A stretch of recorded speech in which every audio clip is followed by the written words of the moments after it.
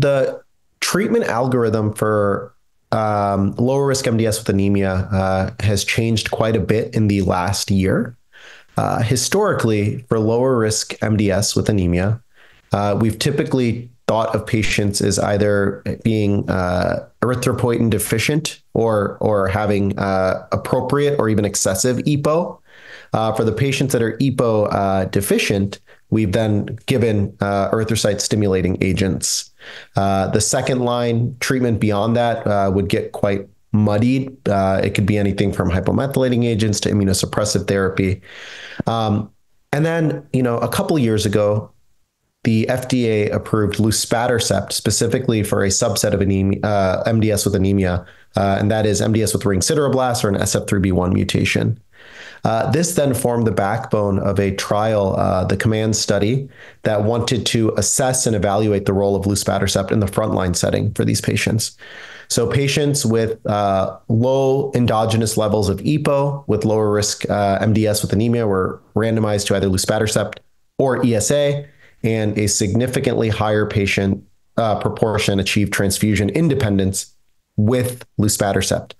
Now, some caveats are that the SF3B1 and ring sideroblast patients tended to show the most pronounced benefit in the COMMAND study.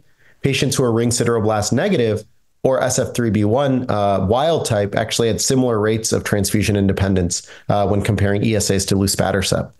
So in the frontline setting, at least, luspatercept should be considered, particularly for SF3B1 and ring sideroblast positive patients. For those that don't have those features, I think either ESA or luspatercept would be a reasonable approach. The other major advance has been the approval of a telomerase inhibitor, imetelstat, based on the phase 3 IMerge study. So this was a study that looked specifically at previously treated lower risk MDS with anemia and evaluated imetelstat versus best available therapy. And again, a significant benefit seen with those that received imetelstat.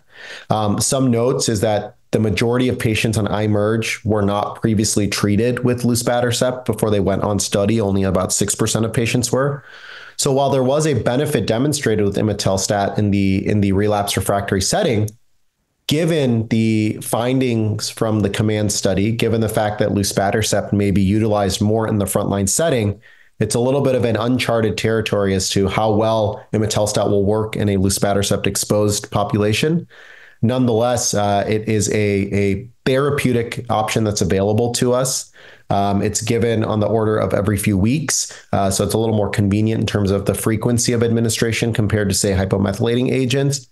And I think it's an agent that, with dose adjustments, cytopenias outside of anemia are fairly well managed.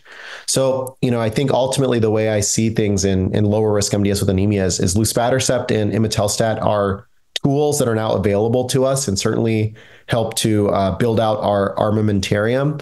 That being said, there's still lots of open questions about the sequencing of these therapies and how well they will work in patients who have already been exposed to one novel agent versus the other.